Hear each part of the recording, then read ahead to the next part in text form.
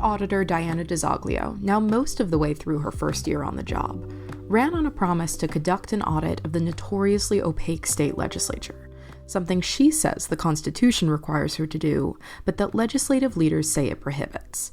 She's appealing to both Attorney General Andrea Campbell and to voters to resolve the impasse, which would involve the now auditor and former state senator looking into the finances and even committee assignment decisions of her old workplace. But there are heaps of audits on her plate. The troubled MPTA, the Cannabis Control Commission, even Mass Health. I'm Jennifer Smith with CommonWealth, and we're going to get into all of that today. Just a quick note, we're grateful to the auditor for squeezing this conversation into a chaotic Friday before the long weekend, which means you're hearing her outside and on the move. We've done our best to clean up the audio quality, but there will be a few spots where you and I are going to have to go by context clues. So, State Auditor Diana DiZoglio, thank you so much for joining me on the podcast. It is great to be with you, Jennifer. Thank you so much for the very gracious invitation. Exciting times. Now, if the concept of an auditor hasn't put everyone to sleep yet, stay with me. You've made headlines because auditing headlights are actually trained at the state legislature right now, in a few ways. So there are a lot of Massachusetts agencies to audit. Many of them have had serious financial or operational issues. Yes, we will get to the MBTA.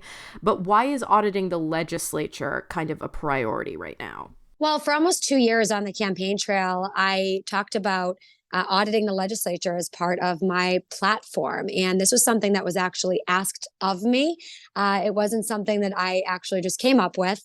Folks were asking me along the campaign trail. They said, yep, that's great. You're going to audit all of these other state entities, but what about the state legislature? Will you also make sure to audit them? And I had said, yes, absolutely. Every other state entity is audited. The legislature should be held to the same standard. And actually, after a lot of research in our office, we found out that the legislature was actually always audited throughout history since the inception of the auditor's office in 1849. And was audited consistently throughout the years, at least 113 other times. Only in recent years have those audits dropped off and stopped happening due to a lack of political will. And we are just, doing what we do with every other state entity and conducting a performance audit of the state legislature.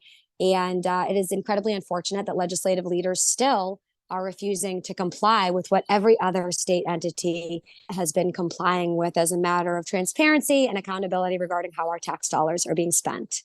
So most people think of an audit as almost a purely financial exercise, but you're also arguing that the audit should encompass decision-making procedures. Why is that? So in our office, we actually follow auditing practices that come down to us from the Government Accountability Office. And auditing has changed through the years. It used to be just purely financial back in the day. But now audits actually look at processes. They look at procedures. They look at performance. You mentioned the MBTA. Right now, we're conducting an audit of the MBTA, and we're doing a performance and a safety audit of the MBTA because those are the challenges that are facing that particular agency. So, of course, the audit is going to focus on the challenges specific to that agency. Similarly, with the state legislature, we are also seeking to and are conducting a performance audit, looking at processes, looking at procedures. I don't need to tell anybody listening to this podcast, that the state legislature here in Massachusetts is unfortunately ranked as one of the least transparent in the entire nation, not subject to public records laws, not subject to open meeting laws, like our municipalities are, for example, right? My office is subject to the public record law. So as the least transparent state legislature in the entire nation, according to most good government groups, we need to work to increase transparency and accountability in any way that we can. And this audit will shine a light on some of the areas where we may need to see improvements, hopefully. And that will be done in an effort to help the state legislature better serve residents across the Commonwealth, regardless of our family background, bank balance, or zip code, who deserve a seat at the table where those decisions are made before and not after those decisions have already been made. So before you were state auditor, of course, you also were a member of the legislature itself. How did that kind of experience give you any direction in trying to start to think about some of the areas where the legislature could be audited? Was it different, I guess, to be sort of on one side of the closed door before and now kind of looking at that closed door, feeling another way about it or the same way about it? Yeah, I often got up on the floor of the House in either chamber, especially in the state Senate in recent years, where I had highlighted times where I wasn't even given, alongside of my colleagues in the Senate, wasn't even given an opportunity to read what we were being requested to vote on. There was one time in particular that really stood out to me where it was during an informal session, and I had actually stood up on the floor of the Senate and asked the presiding officer how much time legislators were given to read the proposal that was being enacted on the floor that day. And I said, how many minutes were we given to read this proposal? And the response was no minutes. No minutes. So not even 1 minute was given to review the proposal that was being enacted on the floor that day. Now, if we as legislators during that time were not being given access to those proposals before they were being passed quickly through in an informal session without roll call votes, what does that say about people's access on the ground level in our communities, in our neighborhoods, who have jobs, who have families to care for, who have kids to bring back and forth to childcare and healthcare appointments? The list goes on. People are not getting access to what's happening. And we saw that, or I saw that, I should say, during my time as a state representative, as a senator. And, seeing that firsthand actually did lend to some of the thoughts that I have as state auditor. Certainly those experiences lent to some of the work that we are doing right now alongside of transparency advocates to make sure that we're looking at those processes, that we're looking at those procedures and looking at ways to augment them for taxpayers, to make sure that, again, regardless of political background, family, location in Massachusetts, whatever your political background is, we all want to make sure that we're getting access to those decision-making conversations while we still have a chance to impact them, right? That's what the democratic process is all about.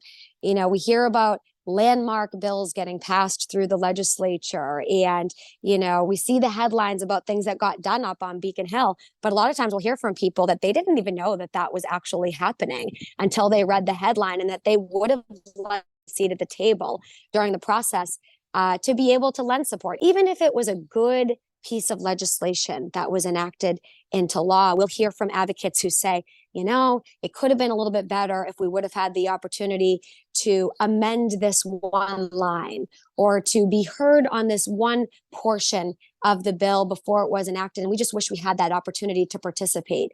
So, hopefully this audit will assist in some of those ways to shine a light on what's happening and to help to increase access. And it's been a bit of a gauntlet, even kind of getting in the door, so to speak, because legislative leaders, specifically the Senate President and Speaker of the House, have said that the legislature is required to set its own rules, and then an audit would violate separations of powers, that their finances are already public and subject to third-party audit. How have you been approaching the questions of, one, whether you're allowed to audit them, and then the other one just of, are they being audited enough aside from what you're trying to do? Many agencies, entities, and departments will conduct their own internal audits or hire third parties to conduct audits to make sure that they're doing their best on their own. Folks have their own internal auditors, or they'll work alongside of other parties to help to increase transparency. And certainly, I think everybody can appreciate that, right? But the mandate of the auditor's office is to be that independent constitutional officer elected by the people for the people, where our office goes in to make sure that those things were being done correctly, right? So I do hear legislative leaders' arguments saying, well, we already hire a third party to conduct audits, so we don't want you to come in. And I say, with all due respect, that argument go to a lot of other agencies, and it's our office's mandate to go in and to make sure that that was done correctly and that those numbers are correct and that, the way that was done was correct. that is actually something that was done through a procurement process, it seems, right? So who's auditing that procurement process and making sure that that was done in accordance with the law? So there are a lot of questions remaining, even though, yes, everyone can certainly appreciate that certain entities do take initiative and take it upon themselves to make sure that those audits are being conducted. It is our office's mandate to make sure that that was all done on the up and up and that those numbers are correct and to verify and reconcile those numbers. So, if everything's so transparent, then it should be really easy for our office to come in and to just verify that, right? So, again, I hope that the Senate President and Speaker will change their tune, so to speak, and invite us in with welcome arms in the coming weeks. As it's been being made clearer and clearer as the weeks go on, that this is what the people want. The people want accountability from their elected leaders. And, how are we navigating their claim that this is not something the auditor's office has the power to do? To answer your other question, well, it's been done 113 other times throughout history. This is not something new. The new thing about this is that it wasn't done in recent years. And the only reason why it was able to be, sort of put out there that, this was supposedly something that was never done before is because all of the audits were not digitized and put up online for people. And we know that folks read stuff offline now. If you can't do a quick internet search and find it, well, it must not exist, right? Well, that's not actually accurate. Those audits were, documented, and they were in some books, good old fashioned books, books that were located in the back of the auditor's office on some dusty shelves. We pulled them off the dusty shelves. We dusted them off. We opened them up. We took a read, and we found 113 audits that had been done in previous years, setting and demonstrating clear precedent that this is part of the auditor's mandate to audit the state legislature, again, like every other state entity. Furthermore, the legislature says, well, you can't do this because there's some constitutional separation of powers. That is a completely bogus argument. If their argument held water, then they themselves would not be able to audit and investigate the executive branch, because that would be violating a separation of powers clause. I want to highlight something that, we haven't heard from legislative leaders, and that is the phrase checks and balances. Checks and balances. The legislature, has some oversight over the executive branch to make sure the executive branch is functioning, or to highlight areas where they need to function better. They have their oversight hearings. They audit the executive branch. They make sure that things are being done, again, on the up and up, and they have these oversight hearings. Similarly, the executive branch and the Constitutional Office of State Auditor has that oversight authority to be able to make sure that everything is on the up and up on the other side of things and in a different department. So we've heard a lot from them about their claim that there's some separation of powers, but we haven't heard a lot from them about checks and balances. And what they're basically saying right now is, hey, executive branch, an audit for thee, but not for me. And that's not the way that this should go. We all need to be held accountable. We all need to be transparent and, accountable to the people when this system of checks and balances that was set up to protect our entities, to protect the people that we serve, and to make sure that everybody, once again, has a seat at that table and knows how their tax dollars are being spent. So you're hoping for the Attorney General's support in kind of this effort to establish sort of a fundamental ability to conduct this audit, but you're also working through the ballot initiative process to make explicit the authority to audit the legislature. Talk me through the ballot question itself, what it's seeking to answer, and then what your route is that you're seeing to kind of getting this on the ballot, driving up support for voters. So the law is crystal clear to our office that our office already has the not only authority but mandate to audit the state legislature, like we do for every other state entity. And we are seeking the Attorney General's assistance in ensuring that the current law is complied with by the state legislature. But in the meantime, while we are waiting that decision, and I do commend the Attorney General's office, I know they're hard at work on this. They've been in contact with our office working on this.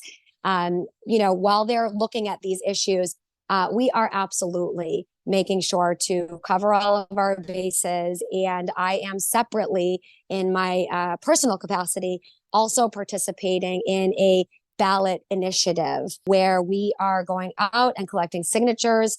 We need to get 75,000 signatures to get this issue on the ballot. That would make it more crystal clear that the legislature is subject to audits from the Office of State Auditor by expressly stating the general court in the law. Now, every other state entity understands that when it says all, that means all. But the legislature, the legislative leaders in particular, seem to be confused about the word all and the 113 other audits that have been done. So we want to make it extra clear by putting them expressly in the language of the law so that moving forward, there's no confusion about this ever again, that everybody knows this is what the law says.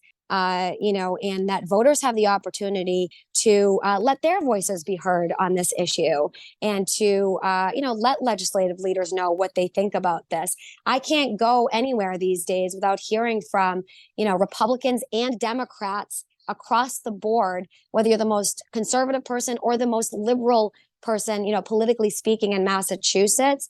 I'm hearing from you when I go out to the grocery store, when I'm collecting signatures there, when I'm out in the neighborhoods, when I'm at the local events, when you visit us at the State House, you're letting our office know that this is what you want. And we're trying to make sure you have that opportunity to make that clear on the ballot as well, so that this is enshrined into law moving forward. So kind of the questions logistically of the audit of the legislature sort of notwithstanding, are there other projects that you're looking at right now to address concerns about government transparency, particularly looking at the legislative or executive branches? Yes. So we have about 70 audits that are in the works right now, 70-ish. I think I have a couple on my desk that I need to read through. But we do have about 70 audits that we are currently working on. You may have heard we just released an audit of the Cannabis Control Commission, increasing transparency about the use of pesticides and how the protocols surrounding pesticides and contaminants in cannabis actually haven't been being caught the way they should have been being caught, which is obviously a public health concern. So we've been working with the CCC to make sure that expired products and products containing those pesticides are removed from the shelves the way that they should be in a timely fashion before consumers are more likely to, unfortunately purchase those products with those contaminants in them. And we've been working alongside the CCC to address those matters. And we're going to be following up in the coming months with some further things that we are addressing. But yes, absolutely. We've been looking at RTAs even. We have our local regional transit authorities.